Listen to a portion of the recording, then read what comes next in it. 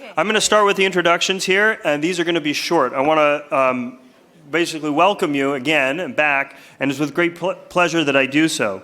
We have, again, a great panel. It's going to carry on from what we previously saw and heard, and hopefully some of these ideas and discussions will continue. First, to set the stage, we have Admiral James A. Sandy Winnefeld, who's retired, who's now retired, and now he's a distinguished professor at the Sam Nunn School of International Affairs, a Georgia Tech alum, as many of you have heard, also part of the Engineering Hall of Fame. It's a very, very distinguished career, and one of the most, before retiring, he retired as, in 2015, the 9th Vice Chair of the Joint Chiefs of Staff, and as you've heard many times, the nation's #2 ranking military officer. Admiral Winnefeld is very involved in policy matters, and as a personal thank you, as well as you've heard from Georgia Tech, he's very interested and involved in getting the school and Georgia Tech integrated into the Washington, D.C. policy community and making this intersection between what we do at Tech in terms of technology and science and technology and policy, and really making these types of connections. And we're very thankful for that. To go on and also to add, this was kind of his idea or the format of how do we want to think about this and these big types of issues and questions. Next, we have Ambassador Jerry Firestein. He retired from the State Department after 41 years of service, and most recently serving as the Principal Deputy Assistant Secretary of State for Near East Affairs and the Deputy Coordinator and then Principal Deputy Coordinator for Counterterrorism at State from 2006 to 2018. I also want to mention Ambassador to Yemen until 2013, and 3 tours in Pakistan, as well as tours in Saudi Arabia, Oman, Tunisia, Jerusalem, and Lebanon, and these will be highly relevant for these discussions that we're going to look at in terms of what can we do about it and what types of answers. Dr. Will McCants, he's a senior fellow at the Center for Middle East Policy at the Brookings Institution and the director of the project on U.S. relations with the Islamic world. He holds a PhD from Princeton in Near East Studies, and one of the foremost experts on militant Islam. He's written most recently a great book on ISIS, which I assigned to my class, and I recommend all of you read it, and it's out there too, not to mention the other pitches for the other panels that have come up here too. And he's middle of writing or finishing a new book. No? Starting a new book, and he may tell you something about that when he talks. I also want to mention, recently he was named as Politico's one of Politico's top 50 thinkers, doers, and visionaries transforming American politics in 2016. So he's got we've got a lot of expectations for him to say something and influence us. And we have, I reversed the order, Nadia Owadat, Smith Richardson Fellow at the New America, and an adjunct at professor at Georgetown, and she holds a BA from the University of Jordan and a PhD from Oxford, and has worked at the RAND Corporation, and she'll be starting actually as assistant professor at Kansas State University in January. So we should all have a clap. Anyway, she really works a lot of hands-on having to do with radicalization in the Arab world and the Middle East. I'm working with nonfiction, cartoons, and film, and will really provide a lot of insight for this panel. And with that, I will turn it over to Admiral Winnefeld. Thank you very much. All right, thank you, Larry. May I have my folder, please? I tried to steal my remarks, but put me on the spot. I'm used to it. Well, good afternoon, everyone, on this sort of beautiful autumn solstice day. Hopefully summer literally and figuratively is behind us. And also a victory for the Georgia Tech Yellow Jackets tonight is in front of us. But it's a real treat to be back here in Atlanta again at the Sam Nunn Forum with such a distinguished group of people from which to learn so much about this. The only thing I regret so far about today is that there hasn't been enough passion associated with what we've been doing. I want to echo what others have said and being very grateful to those who did so much work to organize this. I'm not going to name them all. They've already been named, but you all are fantastic. Thank you so much. It's not easy to put something like this together, and it's been brilliant. Also want to thank, of course, Bank of America for their support, ongoing support for this type of very important policy discussion, which I think is important for educating each other and also for the broader community to be able to learn. Many thanks to John Allen for his eloquence. It was a remarkable set of remarks and a remarkable set of panelists as well. I want to thank Senator Nunn for his sort of lending his gravitas and name and executive power to us being able to do this. He doesn't probably remember this, but my first encounter with Sam Nunn came when I was with my then boss, Colin Powell, at his second confirmation hearing for being the chairman of the Joint Chiefs of Staff, and I was humble, Commander Sandy Winnefeld at the time. But talk about being able to learn from two giants of U.S. policy circles. I do hope, also, by the way, I wanted to mention that I really am struck by the diversity of this group as you look across adults, senior adults, very young adults, students. And I'm also proud to say, even though many of them had to leave, I guess, to go to class, there are a lot of Navy ROTC folks, people here, there were. I found my roots in this wonderful institution in Navy ROTC, and I'll always be grateful for that opportunity. I hope you found the program to be very interesting so far, but we're just getting started. The hard part is in front of us. I almost don't think I need to give my remarks because John and everybody else has done such a good job setting the stage. But I do want to point out that this sort of how does this end project started earlier this year with a thesis that goes something like this. The decades-long problem of violent extremism within the Islamic community is a long-term generational issue. I think we've come to agree on that this morning. After all, we've been dealing with this for a long time. Hashem mentioned 1967. I would say it was amplified by the pivotal year of 1979, when the Iranian Revolution occurred, the 2-week occupation of the Grand Mosque in Mecca ended violently, and the Soviet Union invaded Afghanistan, all in 1 year. And it stands to reason that this problem will only be resolved truly by and within the Islamic community itself, when extremism is rejected as being against Islamic principles, as we've already heard today, and that extremism has done more harm than good for the vast majority of the world's Muslim population that is moderate, and that there's far more hope for Muslims than the extremists' message tends to embrace. And this, in turn, as part of the thesis, leads to two very, very important questions. The first one has to do with how do we protect ourselves while we're waiting for this extremism to play out in the soft landing that hopefully will occur whenever it occurs. And that's about treating symptoms. It's where most of the discussion in our country and other countries lies. Many words have been used for how we do that, whether it's defeat, degrade, disrupt, deny, you name it. But in fact, you do have to think about how you protect yourself in the meantime. And there are a lot of serious questions in that domain, to include the degree to which taking out extremist leaders actually affects outcomes. I would say it depends. How to reduce terrorist finances and foreign fighter flow.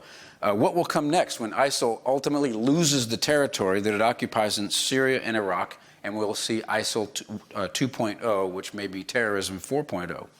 How do you solve the really hard problem of Afghanistan? And how does the moderate versus extremist conflict play out in the juxtaposition of all the other conflicts that exist in the Middle East at the moment? But we're not here to answer that first question. We're really after to tackle the second question. And to me is actually the more interesting and important question. And that is, how really does the Muslim world end this phenomenon? And is there anything we, especially in the West, can do to help hasten that end without actually making matters worse? I think it's not unlike the once inevitable collapse of the Soviet Union from its internal contradictions. We didn't overthrow the Soviet Union. We did not enforce a particular system on the Soviet Union. But while we dealt with its symptoms and defended ourselves, and to be sure kept the pressure on, the Soviet Union's collapse was largely due to the spread of new and different ideas that communism just wasn't working out. So this project is founded on the notion that there are a number of distinct yet interrelated causes of extremism that should be identified and, here's the hard part, addressed by a broad spectrum of society. And as you know, this is not a new idea. There are any number of people who have written about it. It's all over the blogosphere. A lot of really smart people have talked about it, but there has nonetheless been precious little systematic action taken to address these causes. And Michael Morell and I wrote a piece not long ago where we related, sadly, that we had sat through literally 1,000 White House Deputies and Principals Committee meetings where this problem was discussed. And 99% of the discussion was about the first question, not the second question. It seems like the weather. Everybody complains about it, but nobody ever seems to be able to do anything about it. I don't claim to have all the answers, but all I do know is that the answer lies in this second question. I was encouraged by the first panel's discussion and their conclusions, which I tried to gather together. And I would wrap them up by saying, when you have a large population, especially of young adult males, but also women, who have little hope for a prosperous future, who receive little respect or justice from their government or the rest of society, who perceive that Western policies are biased against Muslims, who are convinced by influential clerics that their religion is under assault, who in some cases perceive their own governments as illegitimate and irreversibly corrupt, who've seen the failure of the Arab Spring when transitions were sudden, as in Egypt and Libya, as opposed to gradual, as this hopeful experiment in Tunisia is playing out, who are affected by the profound split within Islam itself between Shia and Sunni, who feel no sense of justice in their daily lives, who are mostly millennials and have this set of characteristics that we love about millennials. And you all know what they are: wanting to serve a higher cause, that sort of thing. But are intensely attracted by what we would call the jihadi cool factor, including being bombarded by effective social media and Hollywood-caliber productions that are more MTV rap than mosque, featuring young Muslim men tastefully accessorized with an AK-47 and a suicide vest, and as we saw earlier, maybe a non-functional belt of ammunition, and who may have actually traveled to an active area of conflict and returned home. When you have all of that going on in your society, and what I described, of course, is a composite of many different things, then you're likely to have an enduring problem until those causes are addressed. It seems like every geography and every extremist group has a different blend of that noxious cocktail of causes of extremism.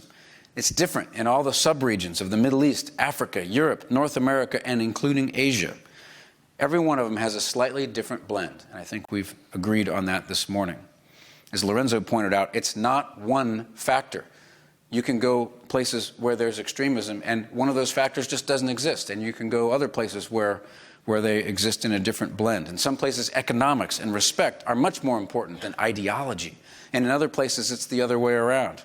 In some places, it's easier for some people to travel into the zones of conflict than it is in other places. It's also true that some segments of extremism are actually completely irreconcilable. These tend to be an older demographic, as we find, rather than the younger millennial.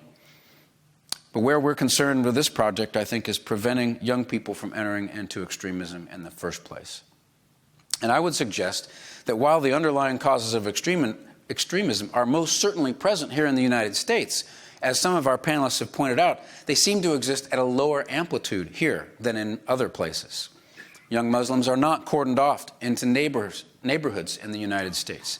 They can usually, if they look, find a job or an education. And we are a nation, as is pointed out so eloquently earlier, a nation of immigrants. Immigrants of all types are everywhere among us, all over this room.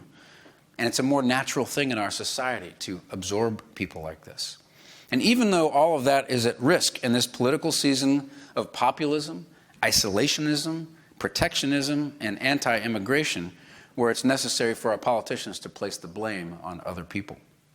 But even as we have experienced our own tragedies in the U.S., San Bernardino and Miami and Boston, and just this past weekend in New York and Minnesota, and unfortunately we should not expect that level to decrease, but proportionally it's much smaller than in other parts of the world.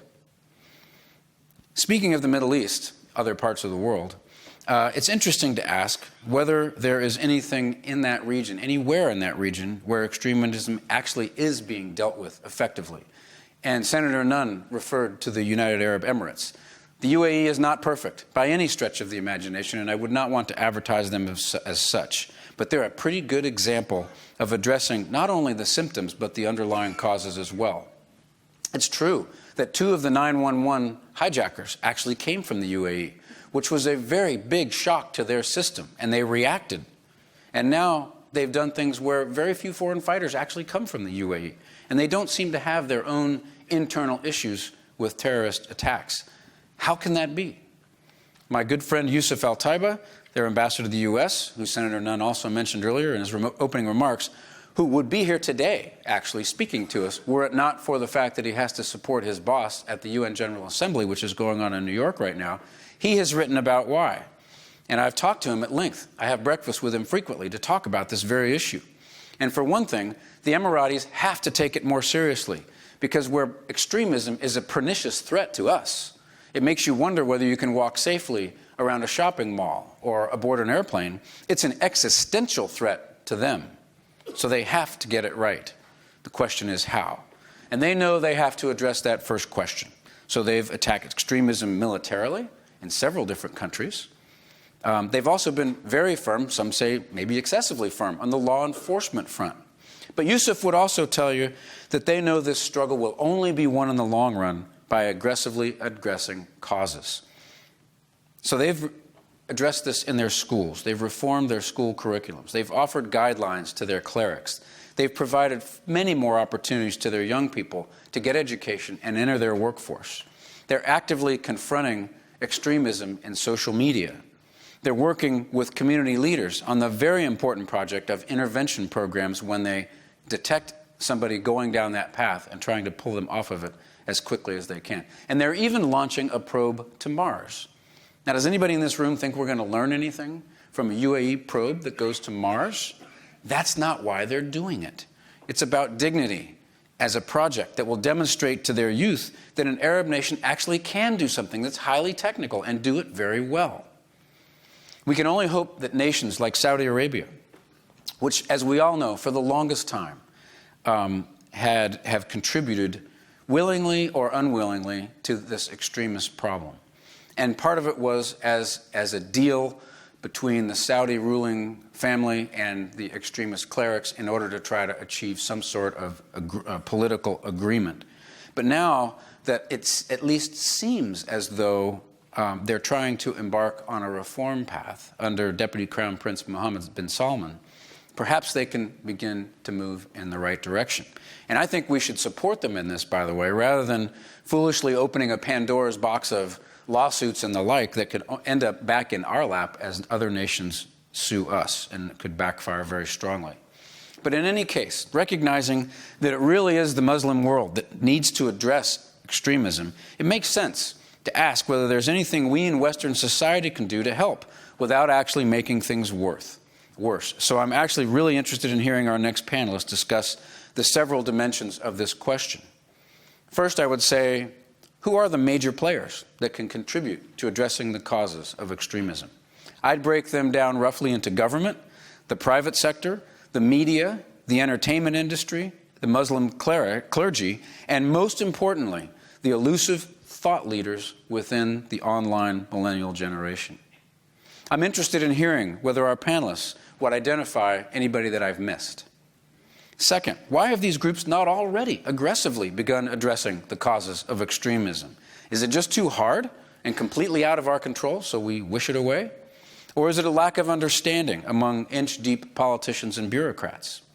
Or is it a cultural lack of patience in the West, in which our desire to solve problems quickly, to win the game in the first quarter, only leads us to short-term solutions? Or is it a lack of resources for the instruments of national power that can actually work that aspect of the problem? How much do we believe that we're willing to invest in this problem, as John Allen so eloquently just laid out as a potential strategy, versus the actual national security interests that we think are at risk compared to other national security interests around the world? Is it structural challenges in how we actually organize as a government and as a society and as coalitions to tackle these things? Is it a lack of will? I'd be very interested in hearing what our panelists have to say about who can fix this problem. Finally, and most importantly, what is it that we should actually be doing to address these causes? What's the art of the possible that's not clumsy and doesn't actually make things worse? How do we encourage societies, and not just our own, to not paint the extremist brush onto the great majority of Muslims who are actually moderates? How do we encourage all societies to better assimilate Muslims while still recognizing and respecting their customs and traditions? How do we encourage societies to create financial opportunities for Muslims that result in them having a stake in something that they don't want to give up? How do we put these people to work in a positive way that gives them that stake in the ground? How can we do a better job of exposing the hypocrisy and corruption within the many sectors of the extremist movements themselves? And what's it really like to fight and travel to a place like Syria, where so many young people come back from there and say, that was not what I expected? How do we challenge the notion of jihadi cool in social media using credible voices rather than clumsy government productions? Can we make not jihadi as cool as jihadi? How can the entertainment industry portray the internal struggle in the Muslim world between moderation and extremism in a way that leads to more of the former and less of the latter? How can we encourage good governance in Muslim countries without imposing Western ideas on them that they are just not ready for? Jean-Claude Juncker had a great answer to this in the sense when he was referring to something else in the EU about, we really know what we need to do, but we don't know how to get reelected after we do it. In this case, for many of these governments, they know what they need to do, but they don't know how to survive as a society and to avoid chaos in their societies after they do it if the transition is sudden. How do we encourage moderation in education, and in particular religious education, within both the Muslim and non-Muslim communities? How do we get communities involved in identifying and intervening in situations where it appears as though someone has radicalized? What can we learn in this regard from drug and alcohol intervention programs? How about gang intervention programs? There's a rich set of data and practices out there that can help us in this regard.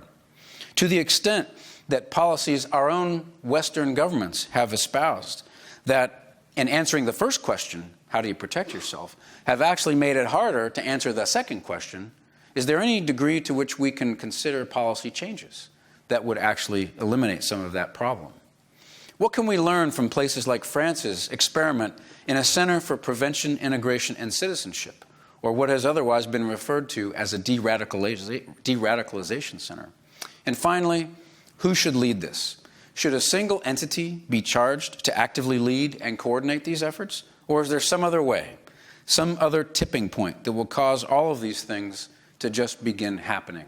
And I don't have the answer to that because John laid out a very important idea that a government, and especially a U.S. leadership in the world element, could potentially put a strategy like that together. But I'm not so sure that that's the 100% solution. As Malcolm Gladwell has pointed out frequently, it may just be a tipping point where Muslims and Western societies decide, we've had enough of this and we have to go after the causes. These are all critical questions that we have to answer so that we can actually get the ball rolling on the type of action that's going to address these underlying causes and put the Muslim community on track to a successful future that rejects extremism entirely. And we have to pay attention to this. To paraphrase Tolstoy, who said, you may not be interested in war, but war may be interested in you. You may not be interested in extremism, but extremism may be interested in you. So I'll stop at this point by saying how much I look forward to the dialogue from our next panelists, who are hopefully able to offer ideas on what our society, including a future administration, might actually do to contribute to solutions and get past the talking. So thank you once again for being here today. I really appreciate your time. It's an important topic. Very grateful to Joe Bankoff and the Sam Nunn School of International Affairs for taking this on, and I really look forward to the rest of the afternoon. Thank you.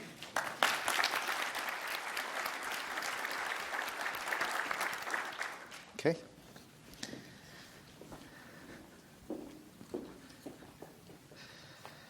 Thank you very much, Sandy. And again, let me just add my own appreciation for Senator Nunn, for the Nunn School, for the Bank of America for organizing and sponsoring this activity, and what I think is a very important conversation.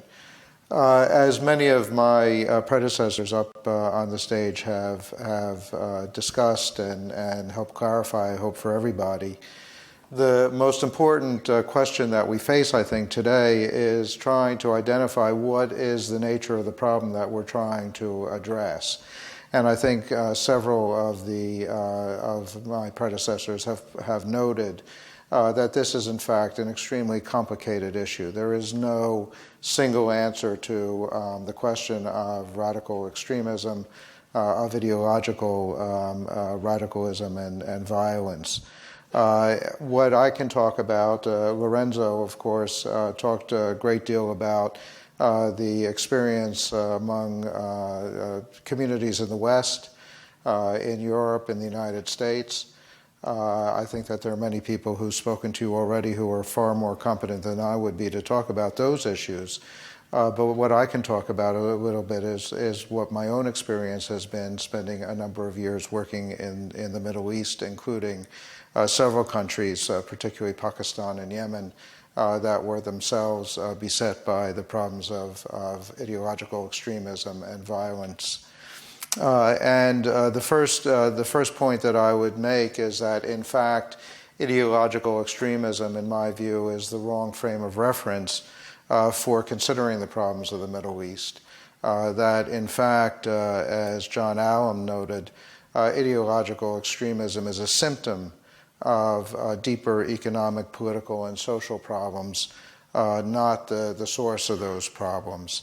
In fact, in my view, the major driver of the political and social upheavals in the region that we've experienced is what Darren Acemoglu and James Robinson identified in their 2012 book, Why Nations Fail, and that is the consequences of extractive versus inclusive political and economic systems. Based, again, on my experience in Pakistan and Yemen between 2008 and 2013, it seemed clear to me that, in fact, what brought young men and women into the streets in 2011 in what we generally refer to as the Arab Spring, and what motivates primarily young men who joined the ranks of Al-Qaeda or AQAP or ISIL was the same sense of frustration and anger over systems that denied them the opportunity to live decent lives and favored political and economic elites over the rest of the population. Extremist groups understand that frustration very well, and we spent a lot of time today talking about the ideological motivations, the religious identities of extremist groups. But what I saw when I was in the region was actually that these groups, while they had a religious bubble, while they try to occupy a religious space, in fact, they were extremely adept at identifying what the sources of frustration were among their potential populations and trying to remedy them. So, for example, recognizing that societies in this part of the world are extremely conservative, where in fact young men and young women can't have the kind of natural social intercourse that we take for granted in the West, that kind of contact only exists within the context of marriage. The reality that many young men are unemployed, 50% unemployment among the youth population in the Middle East region. Therefore, they have no jobs, they have no money, they have no ability to get married. And so there is a frustration that is ingrained in that population. What do these extremist groups do to address it? They provide young men with incomes. And often, frankly, the income that they provide, at least when they're doing well financially, is greater than what these young people could earn working in the government, joining the military, doing other kinds of jobs. And they help them find wives, either legitimately or illegitimately. They help them get married. And that is a huge social benefit and a huge attraction for a young man who's vulnerable to that population. They also understand that by attacking the economic underpinnings of the societies that they're trying to target, they increase unemployment, they increase economic frustration. So what are the most vulnerable sectors of an economy? In these countries, often it's tourism. And what did we see in Tunisia? Where did the terrorists attack? They attacked the Bardo.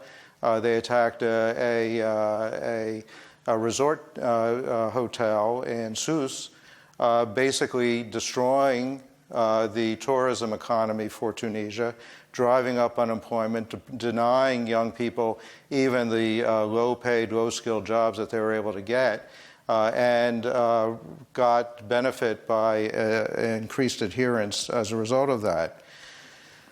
We also talk an awful lot in the West about the brutality of these extremist groups, how they chop off people's heads, how they do other things. They deny people the right to listen to music or to do other things. And all of those things, of course, are true. But that's not necessarily the way these groups are perceived by people in the communities. And one of the things, I was in Pakistan 2009 when the Pakistani Taliban were successful in occupying the Swat Valley quite close to Islamabad. And one of the things that they did was that they had rough justice. They went into some of these towns in Swat, and they were able to force property owners, to reduce their rents to shopkeepers and to renters. They did other things that benefited the local population because the government, the state, had failed to provide justice, had failed to provide a workable legal system. What is the number one issue in Pakistan that ties up the courts? It is land disputes. And if you're wealthy, if you are connected in Pakistan, you can tie up the courts for years, you can tie up the courts for decades over a land dispute and deny people the opportunity to get their issues resolved. When the Pakistani Taliban came in, they resolved those issues in a way that may or may not have been just, but for the local population, it was something that was a benefit. So if it's politics and economics rather than ideology or religion that drive political upheavals in the region, what should the United States do about it? First, I will make the point that when I was in Pakistan, when I was in Yemen, we supported the military interventions. We supported both the overt and the covert efforts that the United States was making to attack the senior leadership and the networks that supported these extremist organizations. And I think that that was right for two reasons. One, that our ability to intervene was essential in preventing the movement of foreign fighters seeking to join these groups and to disrupt the planning and implementation of attacks on the United States, our friends and partners around the world. I believe that U.S. action with an emphasis on careful vetting of targets and reducing civilian casualties to an absolute minimum has been successful in significantly reducing the global threat of al-Qaeda, senior leadership, and had made progress against AQAP until our programs were disrupted by the internal Yemeni political crisis. While not cost-free, I believe that we have pursued these programs at an acceptable cost to the U.S. reputation and standing in the region. The second reason I think that the continuation of military action is correct is that our success in stressing these groups is important in denying them the propaganda advantage of claiming that they are the wave of the future and an invincible force challenging the global status quo. We've already seen that the successive defeats of ISIL in Iraq and in Syria has caused them substantial damage in their brand and will, I believe, eventually eliminate them as a dangerous movement. But it's also important. I support the idea of military action, of covert action, as long as everybody understands one thing about it, and that is that it is not the solution to the problem. We will never find a solution, a military solution, to the problem of ideological extremism. So if it's, as long as we understand that, if the good news in this presentation is that we're not confronting an ideological and religious challenge, a challenge that I believe, frankly, we are ill-equipped and incapable of winning, the less happy news is that the challenge that we do confront, which is the need to help these societies build more open, equitable, and tolerant systems, are no less daunting and, in fact, possibly even more time-consuming than the fight against ideological extremism. The other less happy point that I would make is that helping these societies achieve these goals is minuscule to non-existent.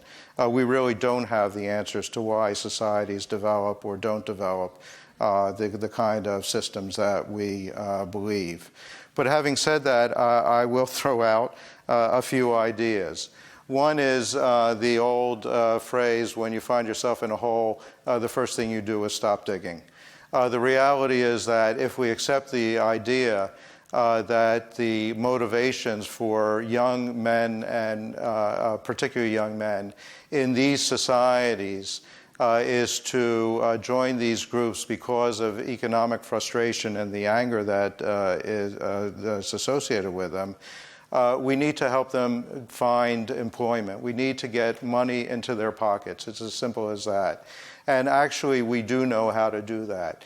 We can do cash for work programs. We can do other kinds of things that have the single objective of putting some money into people's pockets and giving them an alternative to looking towards these ideologically extremist organizations for survival, for feeding their families, for doing any number of things. That's the first thing. Second, I would say that there is a tendency here, there's a tendency in the West to look at the Arab Spring as a distinct, specific period of time, generally speaking, from the end of 2010 when the young man in Sidi Abu Zaid immolated himself, to sometime around the end of 2011, 2012, and to basically say that the Arab Spring failed. What I would say is that the Arab Spring has not failed. It has barely even started. What we saw was the end of a first phase, a first round, if you will, in the Arab Spring. There are many more to come. And I believe, having spent many hours talking to the young men and women who were occupying the squares in Sana'a, and I think the same is true throughout the region, they reflected, they absorbed the values that we think are important. The Arab Spring failed because they were unprepared for the success that they achieved. We have an interest in trying to work with those individuals, with those groups, with like-minded individuals to try to help them and to help ensure that in subsequent rounds, the next time there is an eruption in these societies, that those individuals and groups that see the need to build societies that we find most compatible with our own visions are the ones that come out on top and are able to build the governments and societies. I would also say two things. One is that we have to, as Admiral Winnefeld said, we have to work with the private sector. We have to help the private sector develop the kinds of institutions that are more permissive for new entrants, that are inclusive, not extractive. It's not an easy thing to do. And we can talk about development assistance, as I think John Allen did earlier in the presentations. The problem with development assistance programs is if you're introducing development assistance into extractive political and economic systems, it's not going to have the kind of effect that you're trying to seek. We often talk, and I think that John Allen was somebody who, when he first took the job, had announced that his job was to work himself out of a job. No oligarch has ever said that his job is to work himself out of a job. And so if we're going to try to foster, to encourage the kinds of economic reforms and changes that will allow more inclusive economic systems, it's going to be, despite the existing economic structures and leadership in those societies, rather than working with them. And finally, that we need to work on the institutions. And a lot of people, again, thought earlier on that if you have elections, if you vote for your leaders, then therefore you have a democracy. I think that we've learned the hard way over the last 10 or 15 years that it doesn't work that way, that in fact voting is the ice cream sundae of democracy, and that the real challenge is building the kind of institutions that can sustain democratic systems and that can mediate and moderate the impulses that we all have. That is a hard job. It's a time-consuming job, but it is something that if we want to see a real change and an end to this kind of extremist threat in the region, that we have to make it. And then I will make two last points. One is the issue of universal values. We like to talk about universal values. We like to think that the values that we embrace are in fact values that are embraced around the world. The simple fact is that that's not true. And we are currently confronting a very concerted, very determined pushback on those values from Vladimir Putin, from the Chinese leadership, from elements in the region and elsewhere. If we want those societies to move in ways that we think are the most positive, most compatible, best for not only for the United States but for those societies themselves, then we need to push back very hard on this rise of illiberalism, and we need to recognize that is undermining our ability. Somebody had asked earlier on how can we work with Russia on some of these issues. The answer, in my view, is that we can't work with Russia. Russia and the United States have fundamentally incompatible goals and objectives in the region, and there is very little that we can do with them. And then the very last point that I want to make, and consistent with the issue of illiberalism, is that there has been a debate in the United States off and on since 2011 about whether we made a mistake in not supporting authoritarian leadership, whether it was Hosni Mubarak or Muammar Gaddafi or Ali Abdullah Saleh. There's a debate that goes on now, and I think that we saw a good bit of it when we were still working for the government, of whether or not Bashar al-Assad is somebody that should be our partner in confronting ISIL. The answer, in my view, is that we can't do that. That no authoritarian leader can ever be a true partner of the United States in confronting these challenges, because they are, in fact, at the heart of the problem.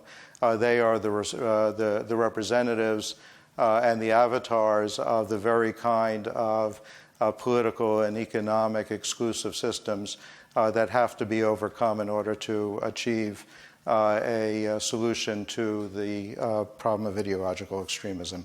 So thank you very much. I think I went on a little bit long, but appreciate your attention.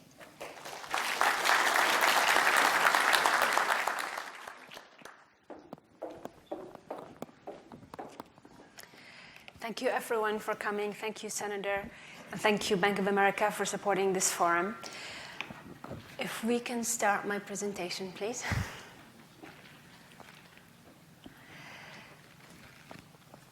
All right. So We've spoken a lot about the root causes, so I'll go through this really quickly. But I really challenge the notion that this is because of grievances. If this was really because of grievances, how come Japan is not exporting terrorism because Japan was nuked by us?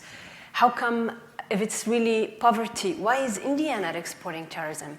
If it's unemployment, actually, according to latest research, at least those from the US, all of them who joined, according to a brilliant book that I highly recommend called The United States of Jihad by Peter Bergen, they actually come from middle class or upper families. So it is not economic. It is about ideas. It's about believing that with violence you can institute change. So where do these ideas come from? These ideas that make you want to kill others, that make you dehumanize them, that make you see them as a target.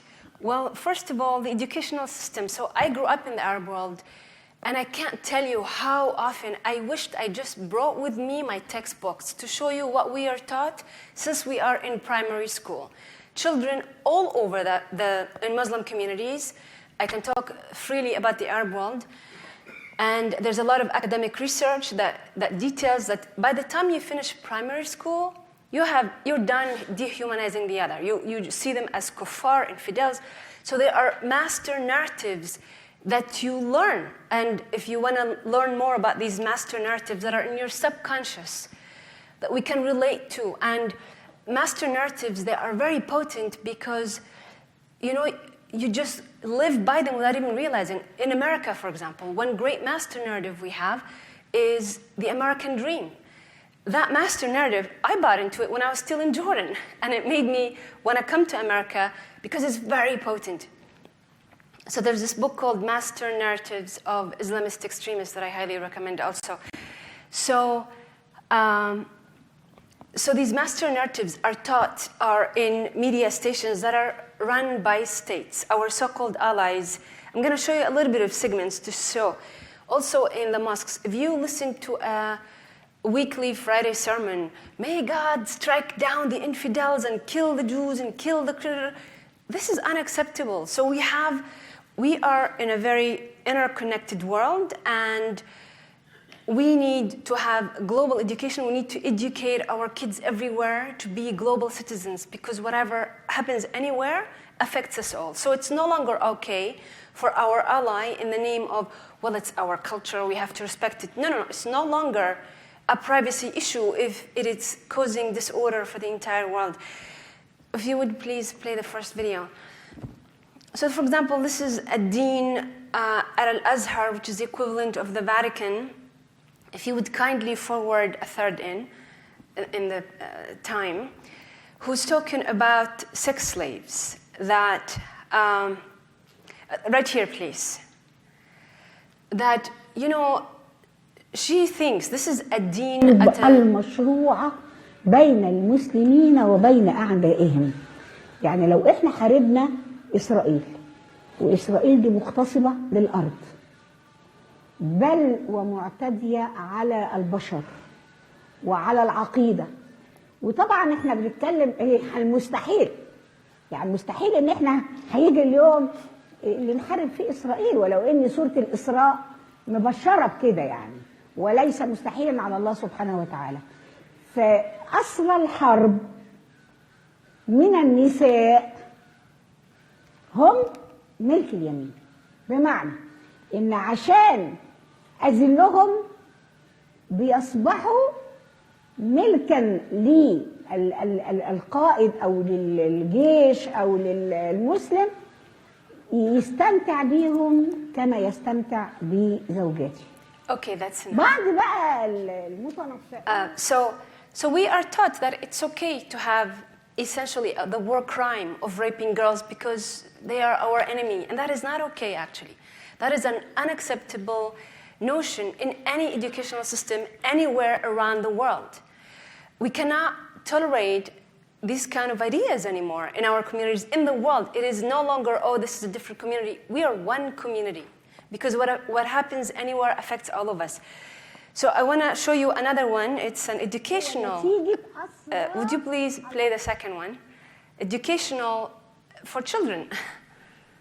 This is glorifying the reason السلام why. عليكم ورحمة الله وبركاته. كيف حالكم لا يا you see a little أصدقائي؟ bit. اليوم سأتحدث معكم عن فتح مجيد من الفتوحات الإسلامية التي حدثت في شهر رمضان. إنه فتح الأندلس. هل سمعتم بالأندلس يا رفاق؟ تلك الأرض الجميلة الخضراء التي فتحها المسلمون في 28 من رمضان سنة 92 للهجرة. هيا لنعرف أحداث هذا الفتح سريعا. بعد أن فتح المسلمون بلاد إفريقية بقيادة الأمير موسى بن النصير واستقرت أحوال البلاد، بعث موسى بن النصير برسالة إلى خليفة المسلمين يستأذنه أن يوسع دائرة الفتح ويعبر إلى قارة أوروبا ليفتح الأندلس. فانشرح صدر الخليفة ووافق على الفور. ولما جاء خبر موافقة الخليفة فرح الجنود فرحا شديدا وأخذوا يجهزون السفن التي سيعبرون عليها إلى بلاد الأندلس لينشروا بين أراضيها نور الإسلام. That's enough. وبعد Thank انتهاء you. التجهيزات I mean, I can send you these links. You can watch them at length if you're interested. Just email me. The thing is, we are taught since infancy to glorify these conquests. These conquests, people like ISIS read very well because it's in all the ancient books. They involve killing and raping and destroying civilizational heritage. It is no longer, if you bring a generation to that the greatest moment in your history is when you were invading others and killing and raping, what do you think they want to do? Or if 1% said, well, let's do that caliphate thing again. We don't need to be teaching our kids to have another caliphate. In fact, what is happening thanks to the internet is that so many people in the Middle East are really reading these history books because now they are on, it used to be that At-Tabari history, for example, this is one of the classics of the oldest history book that we have. It details like when, for example, when Amr ibn al-As, the conquered Egypt, he killed 100,000 Copts and burnt the Library of Alexandria. And if you're Egyptian, you start to have an identity crisis because, well, this involved hundreds of thousands of people killed, of rape, of phenomenal destruction, exactly the way ISIS is doing it because they're reading the history books. So we need fundamentally different educational system, and we need a sensitivity so that this is not okay. This was seen as, well, it's okay, it's just rhetoric, it's just, history books, it's okay, until you see it on TV, until enough people say, well, let's apply it. And then you see it in front of you, and then if you have a drop of humanity, if these Yazidi girls not worship devil, if they worship shoes, you have no right to rape them still. So there is an opportunity. This is not to draw a very bleak picture, but actually there's a phenomenal opportunity because the Arab world is very young. And this is about ideas, as we were saying. If you look at these people that change our lives, and they actually also change the lives of millions and millions in the Middle East. So if you look at the demographics of the Middle East, you have almost 500 million people loosely who speak one language. So when there's a program in Arabic, it doesn't matter where you are, you can understand it. In fact, when I research online, I don't know what the source of this is because it's in Arabic. So there's a comment, it's like if you are from the United States, you listen to something in English. It doesn't matter if it's from Florida or New Jersey. It's in English, there's a common culture. So about 400 million are in the MENA region. There's a really high birth rate, as you may know. General Allen spoke about this youth bulge, and most of them live under authoritarian regime. So what is happening is you have 80% of young people use the internet every single day. You have 40% Wi-Fi penetration. We have very close networks. I'm from a tribe of 1 million. So my mom maybe doesn't have internet, but I do, my sister does. So there's 40% penetration is really significant, actually. You have 70% who have smartphones. That means smartphones are undoing authoritarianism and extremism, actually, slowly but surely. Because when you have a smartphone, you have agency. You can decide where to go. When I was in my school and I asked a question, I was smacked, no questions. But when I'm in front of my smartphone, there's nobody there. There's no teacher to tell me, how dare you question? I can run wild with my curiosity. And that is creating a whole different generation of young Arabic speakers who are taking on this challenge and doing phenomenal work, completely unknown to the outside world. So what is happening is this new media is creating a new citizen that these regimes cannot rule. They simply cannot rule. My mother's generation grew up with television where you are force-fed the news, force-fed everything, whereas now actually most people would rather access even news online because they can comment, they can ridicule, they can contradict, they can share, they can question. So it's very different wiring of a citizen. And a lot of them are finding jobs online. A lot of them are, I mean, it's very different. And this is all happening in an under authoritarian regimes.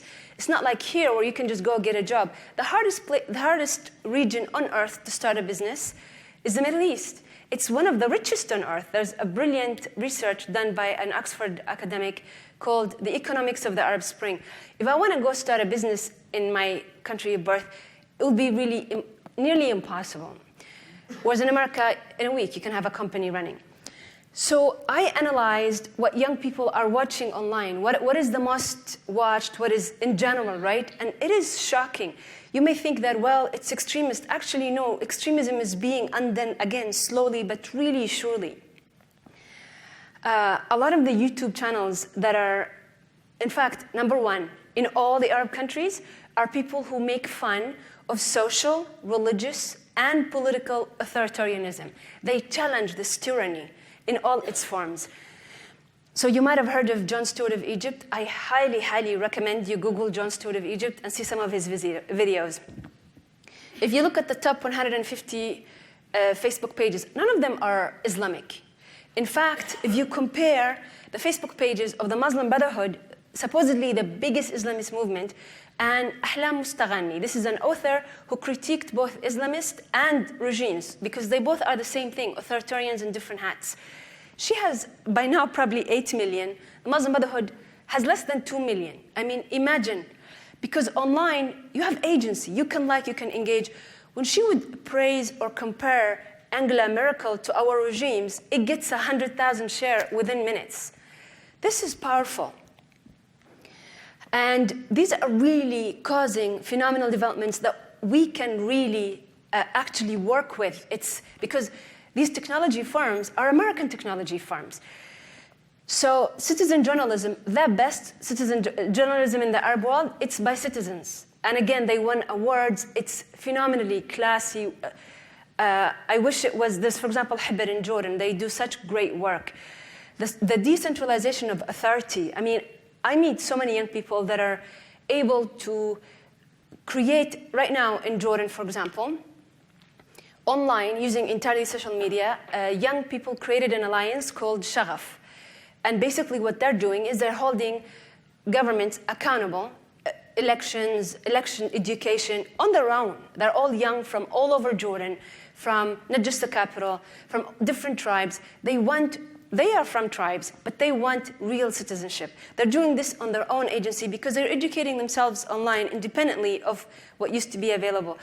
So would you please play the first video? So this is, for example, a video made by a company in Jordan also, mocking ISIS by an animation.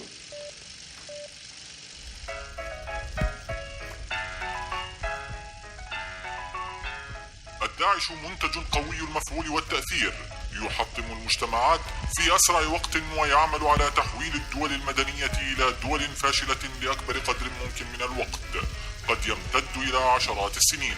المنتجات الداعشية أنواع، منها نوع قيادي فاخر صناعة أجنبية، نخب استخباراتي أول يسمى أمير، قادر على تصنيع وتنظيم داعشات محلية صغيرة وتحويلها إلى قطع متحركة مدمرة ومتفجرة غير قابلة لإعادة البرمجة أو التوجيه. ولا يعرف كيف يتم تصنيع هذا النوع من الدواعش القيادية، ولكن من المعروف أنه يتم تجميع قطعها من دول مختلفة باستخدام أفضل الخبرات الاستخباراتية الأجنبية. أما الداعشات... Again, I'm really happy to give you all these. The thing is, if you watch any government TV, actually, you see a very ISIS-light material. ISIS is really the only agents, like the only people on the ground that are really giving America a hard time. So there's so much anti-Americanism in our so-called allies TV stations. So here, ISIS is these people that destroy our communities. They're not cool. They're probably dropouts from schools. So it's a complete different narrative. Next video, please. I'm almost done. So انتظموا بالصفوف. Satire. This وصل one الخليفة. is mocking how, actually, next one, sorry. سرية الكواسر مجهزة Actually, I'm just going to go to the next slide. وهي غنائم من I'm just قوات gonna, النظام perfect, المعادي. yeah. So this is called, these are a lot easier because this is what it is. It's the old order, be it Islamist or regimes, that use power to force you to do what they want, or persuasion, the power of persuasion and ideas with nonviolence. Claiming our agency and responsibility versus, oh, we're victims. This is, ISIS number 1, Al-Qaeda second, and the devil is number 3. All issues, really, if your mind is working, the Arab world is not conducive to brilliant people, really. Freedom of speech, it's talking from the grave. So what can the US do? So support these people. They're all over the Arab world. The brilliant people that I'm meeting from Yemen, Sudan, all over. There's no geography for intelligence. They sometimes don't even have smartphone. These people are dying because this is their mission. They want to change. They understand you have to change your mind, the minds of your peers. A lot of them, like former extremists, I know many that I've interviewed, who tell me, like one of them, if I have $300 a month, I could do nothing but basically create content. Training, a lot of them need a little bit of training. They have great ideas. Again, a lot of former Islamists and extremists who have phenomenal education that is useless for them now, and they need training to, for example, translate that into YouTube channels. Philosophy, and I say this, you may think philosophy, but I met a lot of, actually, again, former extremists who even taught others to be extremists, who read Western philosophy to ridicule Western thought, and then they were infected by the bug of critical thinking, and that got them completely transformed to humanity. Translation, you know that the greatest downloaders of educational material per capita are in the Arab world. There's a lot of hunger. Put a lot of these, even simple things like how to make things with subtitles in Arabic so people can actually teach themselves because they're doing a great job already doing that. And leverage former extremists. And finally, governance. A lot of the problems are because of these governments that are imposing this educational system, that are jailing these young people. And these are some of the ideas. Thank you very much for listening. Thank you. All right, hello, thank you for having me. Larry, don't worry, I will be super fast. I got all the solutions on the back of a napkin, so we'll go very quickly, no problem. There's two sets of solutions you can think about. There's the go small version and the go big version. So I'll start with the go small version. This bucket of solutions focuses directly on people who are already attracted and interested in jihadist propaganda. It is a small subset of the Muslim population. They're usually pretty good about identifying themselves online. And so this type of solution really focuses on these small networks and what to do about them. Intervention programs are a way to get at this population, particularly for minors who get involved before they commit criminal acts. But if their parents bring them to an intervention program, you can help turn that young person around before they do something irrevocable that ruins their lives. These programs have been pioneered in Europe.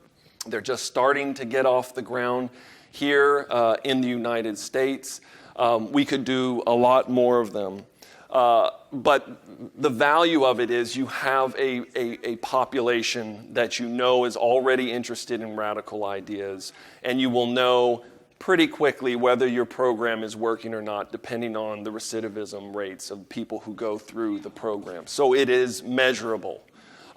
Another kind of effort that focuses on this population are peer-to-peer interactions, particularly online. Again, this is a newer area of research and inquiry, but some of the most effective programs that are demonstrably effective are those that have direct human engagement over social media, especially on Twitter and Facebook. And again, you can measure the outcomes of these interactions. Does the person's search history change over time? Another kind of intervention that's similar has been pioneered by what used to be known as Google Ideas, now Jigsaw. It's something that Nadia worked on. And that is redirecting people who are searching for jihadist propaganda to other kinds of messages that undercut slyly jihadist propaganda. And they do this simply by sponsoring ads.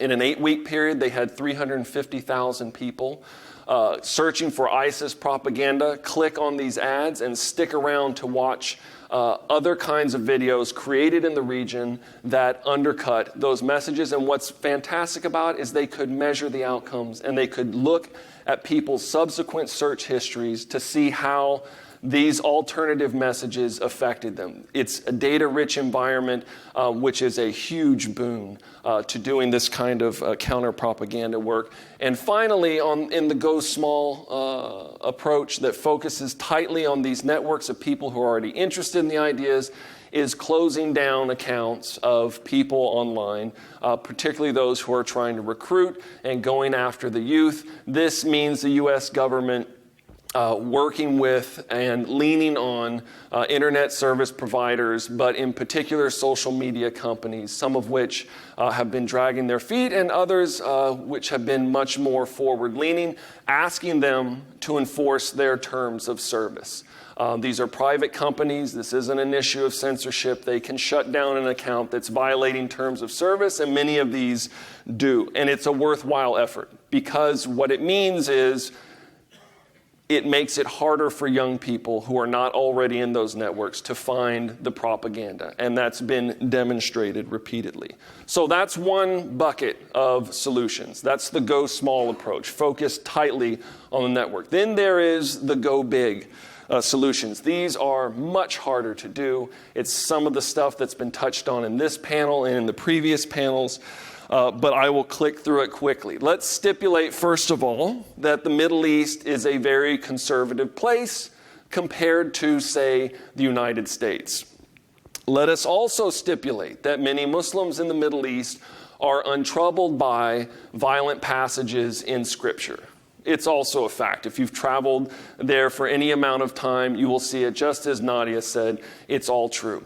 I think what should interest us, though, is given that those two things are constants, what then accounts for the different rates of people who join up with jihadist organizations? Because these are very different country from country that are all conservative in the ways that previous panelists talked about, but there are wild differences in rates of people who go to join violence organizations. And what accounts for those? There's a couple of things, and we don't have great data here. It's a point I will return to, but the data we do have, which is about attacks that happen and also raw numbers of people who travel to join, say, ISIS or other jihadist organizations, you can match them and compare them to existing indices, economic, internet penetration, governance, all of it, and see what kind of correlations come up. There's a couple that are worth your attention, and I think they lend themselves to some policy prescriptions. The obvious one that has already been stated but is worth saying again, because sometimes it's elided, the biggest driver of foreign fighter recruitment are civil wars in the Middle East. Far and away, this accounts for much of the traffic. Were these wars not raging, people would not be going there to fight them. It is an obvious point, but sometimes it's lost in the conversation. The policy prescription is tougher. As General Allen knows, how do you bring an end to these civil wars? That's a far more complicated question to answer. The other thing that tends to matter is bad governance. Not whether the government is authoritarian or democratic, but whether the government is good at delivering services. That tends to have an influence on the rate of a number of attacks and people who are going to fight. And when you're thinking about these things, think of them in terms of probabilities. Don't think of them in Aristotelian terms, where you're thinking of a necessary and a sufficient cause.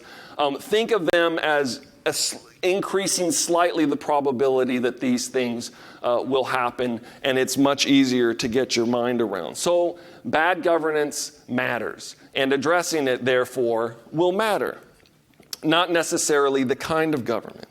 Then there are a collection of factors that work in clusters. And there's a colleague of mine at Brookings who's been working on this, Chris Meserole. He's using newer advances in machine learning to help compare a lot of this data to existing indices. And what he has found is that for many of the perennial questions about radicalization, whether poverty matters or education, what he has found is for many of them, it's not an either or, it's not a yes or no. It is, well, it matters in this degree, but not in this degree. It matters if this other factor is present or not. This is not the kind of analysis that the human mind alone can do, but it is the kind of analysis that a computer well-trained can perform, and some of the results are interesting. What he has found is that, number one, as the panelists have already observed, youth unemployment matters. It matters a lot, but it matters within a certain percentage, between 15 and 30%.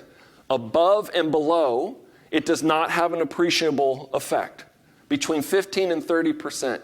It also matters when it is taking place in urban environments. When there's a certain percentage of urbanization in the country, again, between a certain field, it has an effect, and those two things together produce a more profound effect. They work together.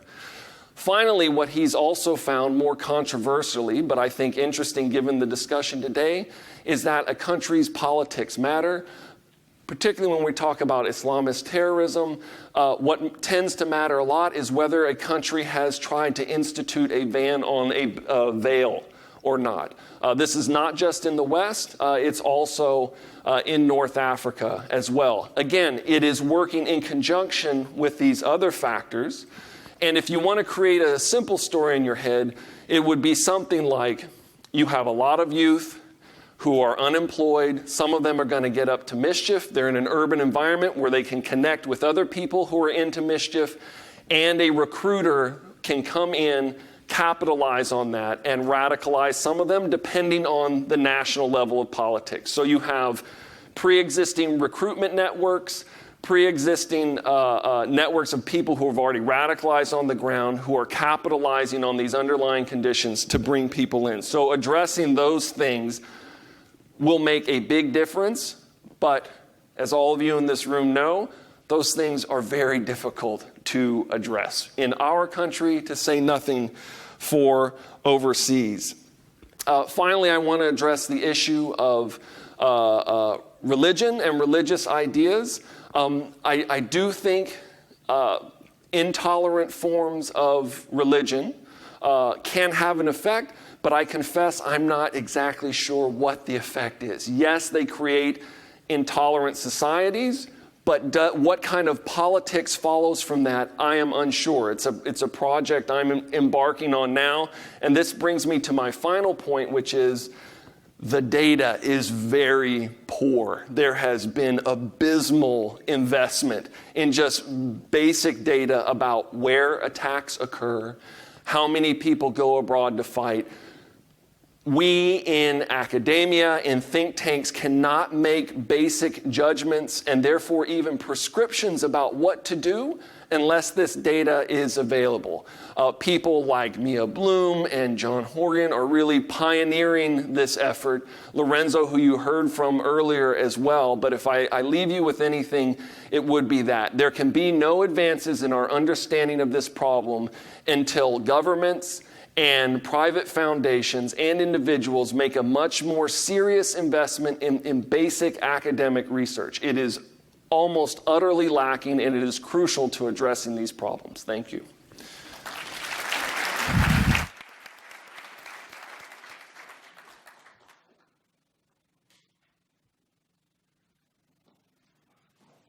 Okay, thank you very much for this.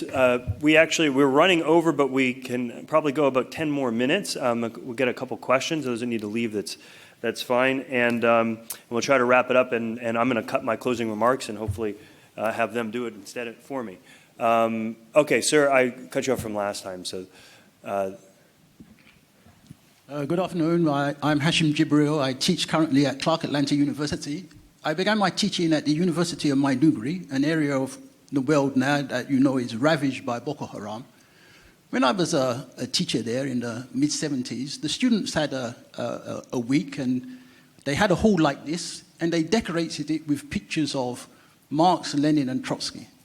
I went back there 2 years later, after the Iranian Revolution, and the room was decorated with pictures of Ayatollah Khomeini and various other Ayatollahs. And so my question, which was a issue that was raised by the Admiral, was the degree to which the spread effects of the Iranian Revolution, directly or also indirectly, in terms of legitimizing currently Islam as a ideology of countering the state, what is seen as a failed state, and also legitimizing Islam as the basis for political rule. I would just like some reflections on that. And then Professor Bloom had showed us a snapshot from a video, sang pour sang, blood for blood.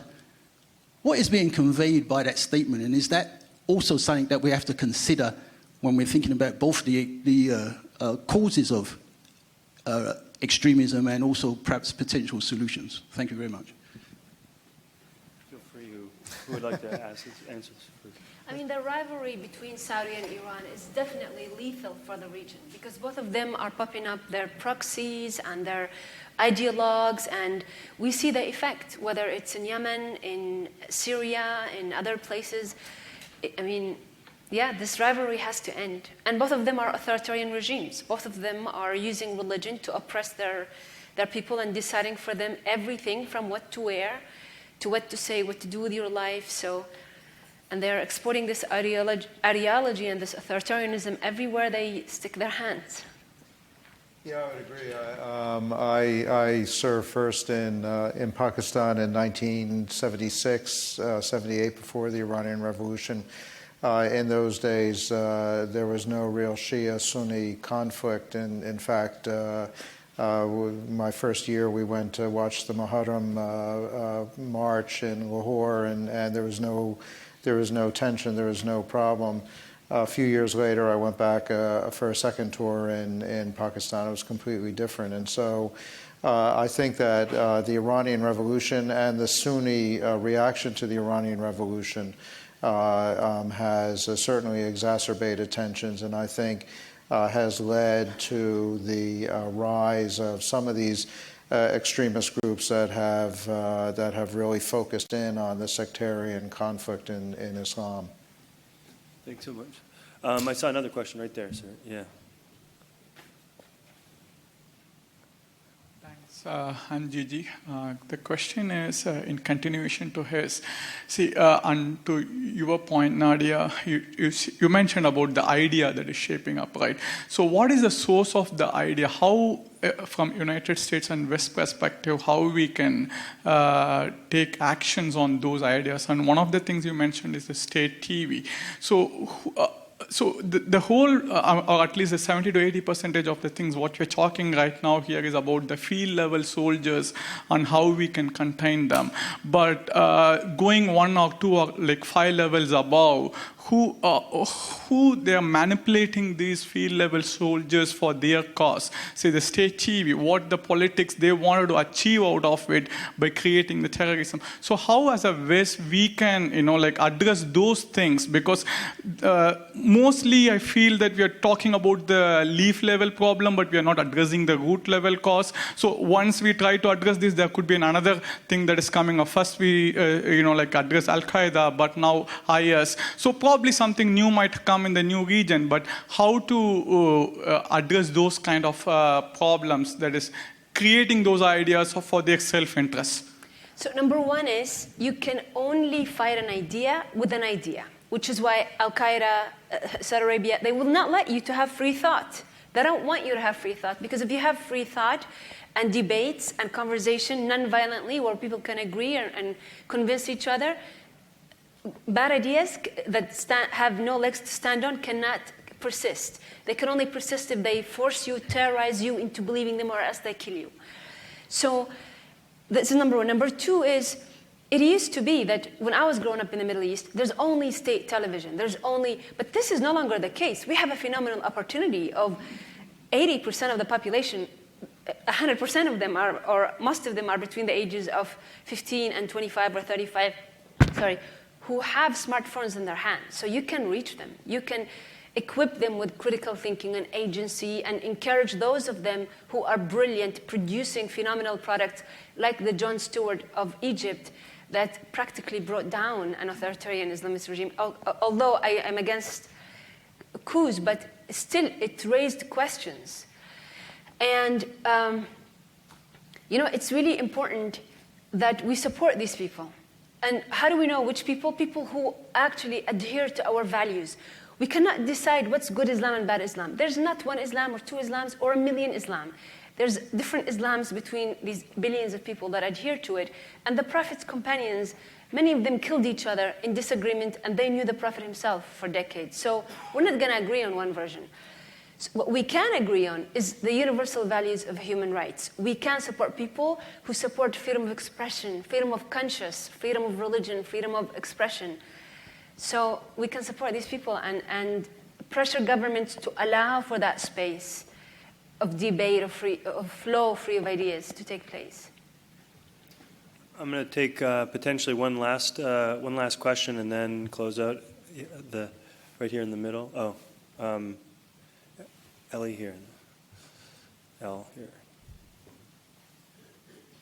Thank you. This is for William. Can you please further explain the correlation between the banning of the veil in countries such as Tunisia and Algeria and the political structure of those countries? Thank you. Sure. So many of the countries where the veil ban was initially instituted, at least in the past 2 decades, are French, influenced by French political culture to some measure. And the French idea of secularism, or laïcité, says you create good citizens of the state by marginalizing or forbidding certain kinds of religious expression. Fine. Where it has come into conflict and how it leads to above average rates of radicalization, right? Because every country is having some, so you're interested in what's above or below. The reason why it tends to correlate with higher rates of radicalization almost across the board is because it exacerbates, of course, conservative Muslim feeling, and also exacerbates generally among Muslims feelings of belonging or the lack thereof in these societies. That alone wouldn't do anything, but when you have pre-existing networks of recruitment and recruiters that can go in and play up and create, in a sense, these grievances and then play on them to bring people into the cause, that I think is one way that these kind of bans lead to above average rates of radicalization. And it's a really important question, because right now these kinds of bans are being debated across Europe. There are a number of countries who have contemplated or debated them heavily in the past few years, and many of these countries believe that this is not a cause of radicalization, but rather it is a solution to radicalization. And what my colleague has found is that it is the converse, that in the irony is that it tends to produce above average rates of radicalization. Maybe in the long term it addresses the problem, but in the short term it leads to a lot more violence. So what you have then is a confluence of different things, very ultra-conservative kind of religious recruitment combined with state policies that are forbidding expressions of ultra-conservative religious identity, coupled with youth unemployment. All of these things are a stew that produces this kind of outcome. And the worry is that in other countries that have not had this approach to religion, where they begin to adopt it, even here in the United States, the worry is that our below average rates of recruitment, and we are well below the average, we would begin to see that change in the next generation. Thank you very much, and I am going to not really have very many closing remarks. I'm going to basically say, as we've understood, this is an extremely complex subject. We've taken one lesson away from that. We have a lot of emphasis on understanding youth changes and movements. Ideas seem to matter. What I really like about it, and I tell my students, if you're going to take away one thing, I want you to be confused a lot of times in a certain way, that your head hurts when you leave, because it causes you to think even more. And I think that's what we've really done here. There are some messages and some dominant themes that have come out, but it's also made us to really think a lot harder and deeper about some of these issues that will be with us for a long period of time. I want to give, again, a thank you to our panelists, to our audience, to all of our sponsors, to all of our help, Senator Nunn, and thank you very much for your attention.